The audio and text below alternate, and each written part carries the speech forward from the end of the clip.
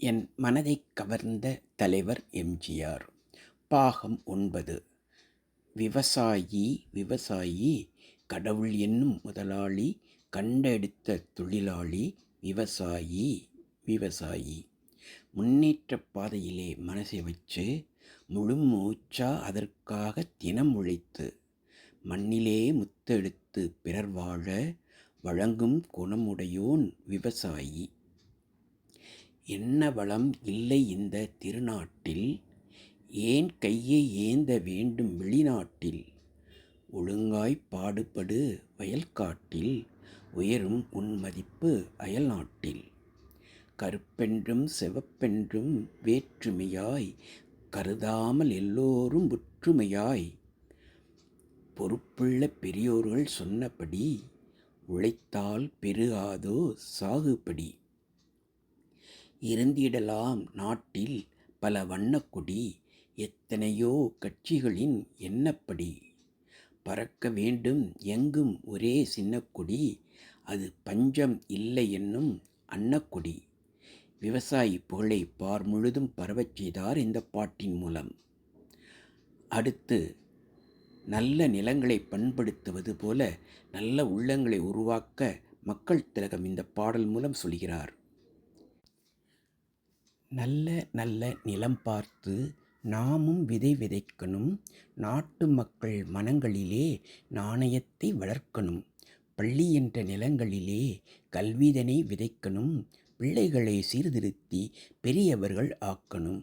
கண்ணியருக்கும் காளையருக்கும் கட்டுப்பாட்டை விதைத்து கற்பு நிலை தவறாது காதல் பயிர் வளர்த்து அன்னை தந்தை ஆனவர்க்கு தம் பொறுப்பை விதைத்து பின்வரும் சந்ததியை பேணும் முறை வளர்த்து இருப்பவர்கள் இதயத்திலே இரக்கமதை விதைக்கணும். இல்லாதார் வாழ்க்கையிலே இன்பப் பயிர் வளர்க்கணும். பார் முழுதும் மனிதகுலப் பண்புதனை விதைத்து பாமர்கள் நெஞ்சத்திலே பகுத்தறிவை வளர்த்து போர்முறையை கொண்டவர்க்கு நேர்முறையை விதைத்து சீர்வளர தினமும் வேகம் அதை வளர்த்து பெற்ற திரு நாட்டினிலே பற்றுதனை விதைக்கணும். பற்றுதனை விதைத்துவிட்டு நல்ல ஒற்றுமையை வளர்க்கணும். மனித உள்ளங்களில் வளர்க்க வேண்டிய பண்புகளை அழகாக சொன்னார். இனி மனித உள்ளங்களில் எழுச்சியை ஏற்படுத்திய ஒரு பாடல். நான் உங்க வீட்டு பிள்ளை, இது ஊரறிந்த உண்மை. நான் செல்லுகின்ற பாதை பேர் அறிஞர் காட்டும் பாதை. காலந்தோறும் பாடம் கூறும் மாறுதல் இங்கே தேவை. ஏழை எளியோர் துயரம் போக்கும் செயலே எந்தன் சேவை. இதயம் என்பது ரோஜாவானால் நினைவே நறுமணம் ஆகும். எங்கே இதயம் அங்கே வாழும் அன்பே என்னை ஆளும்.